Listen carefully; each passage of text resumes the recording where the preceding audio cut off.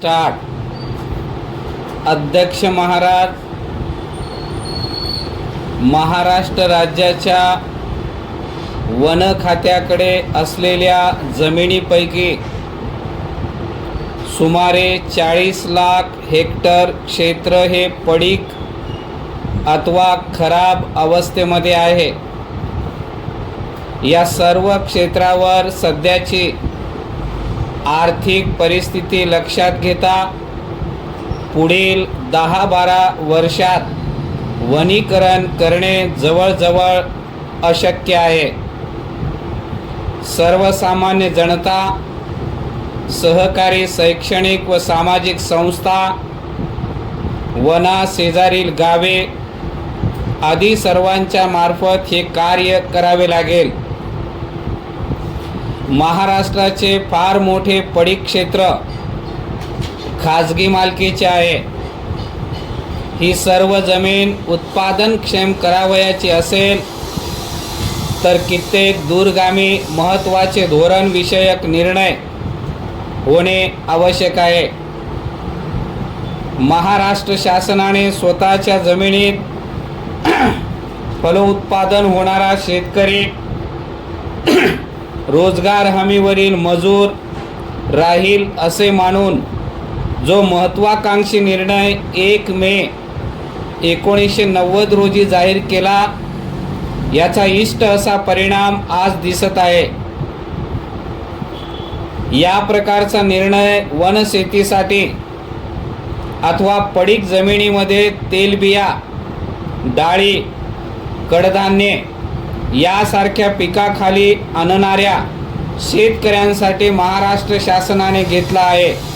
परिच्छेद वनशेतीसाठी शेतकऱ्यांना उद्युक्त करून आपल्या शेतीमध्ये त्याने सागवानासारखे कोणत्याही प्रकारची शेती केली तर त्याच्या शेतीतील झाडे तोडण्याच्या, त्यावर प्रक्रिया करण्याचा त्याला पूर्ण अधिकार असायला पाहिजे।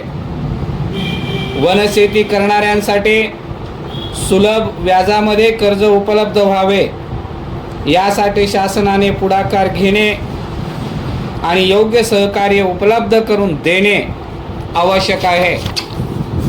परिच्छेद ज्या खाजगी मालकीच्या जमिनी वर्षानुवर्षे पडीक अवस्थेत आहेत, या जमिनी उत्पादनक्षम करण्यासाठी एखाद्या व्यक्तीने अथवा संस्थेने खरेदी करावयाचे ठरवले तर तो शेतकरी असला पाहिजे।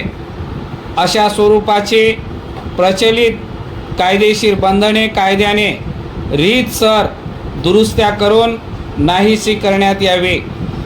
तसेच 2 वर्षाच्या आत या पडीक जमिनी संबंधित व्यक्तीने उत्पादनाखाली अथवा वनशेतीखाली आणल्या नाहीत तर प्रचलित कायद्यानुसार अथवा नवीन कायदा संमत करून त्या जमिनी शासन ताब्यात घेईल आणि कोणाच्याही मार्फत त्या उत्पादनाखाली आणेल असा निर्णय शासनाने घेणे जरुरीचे आहे। परिच्छेद रस्ते, कालवे आणि रेल्वे यांच्या दोन्ही बाजूला लागून असणाऱ्या जमिनीवर उत्तम प्रकारचे वनीकरण शक्य आहे। समाजसेवी संस्था व शिक्षण संस्थेतील शेकडो युवकांना विश्वासात घेतल्यास हे कार्य फार प्रभावीपणे करता येईल।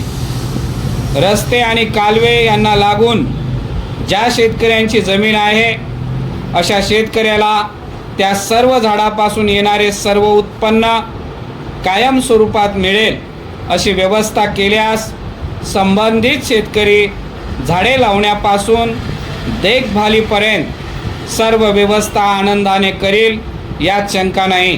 परिच्छेद महाराष्ट्रामध्ये वारंवार पडणारा दुष्काळ, राज्यातील पडीक निम्मे क्षेत्र, पर्यावरणाचा प्रतिदिन आणि घसरणारा तोल, अन्नधान्याच्या क्षेत्रातील परावलंबन ही महाराष्ट्रासमोरील आव्हाने आहेत। त्यांना सामोरे जाण्यासाठी निर्धाराची, नियोजनाची आणि सर्व कार्यक्रम कठोरपणे राबविण्याची नितांत आवश्यकता आहे।